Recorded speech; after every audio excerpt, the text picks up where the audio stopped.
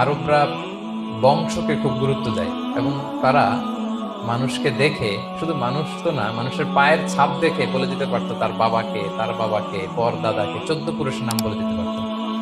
শুধু মানুষই না, মরুভূমির বালুতে উটের পায়ের ছাপ দেখে ওই উট কোন বংশের, ওই বংশের ওর নাম কি, ওর বাবার নাম কি, ওর দাদার নাম কি, 14 পুরুষ।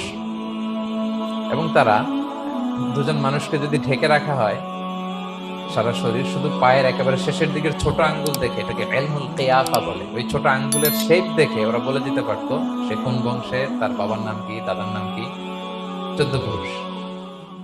তো তারা আল্লাহকেও আমাদের মতো এরকম একজন সত্তা ভেবে আল্লাহ হাবিব সাল্লাল্লাহু আলাইহি ওয়াসাল্লামকে জিজ্ঞেস করতেছে যে, মুহাম্মদ তুমি তো বলো যে আল্লাহ নাকি সব সৃষ্টি করেছে, তো আল্লাহকে কে সৃষ্টি করেছে? অথবা বলো যে আল্লাহর বাবাকে, আল্লাহর দাদাকে, আল্লাহর পরদাদাকে, আল্লাহর বংশটা বলো। তো তখন তাদের এই প্রশ্নের জবাবে আল্লাহ তাআলা সূরাতুল ইখলাস নাযিল করেন যে কুল হুয়াল্লাহু আহাদ, নবী আপনি বলুন আল্লাহ হচ্ছেন এক, অদ্বিতীয়, তিনি কাউকে জন্ম দেনও নাই, আবার তিনি কারো কাছ থেকে জন্ম নেনও নাই।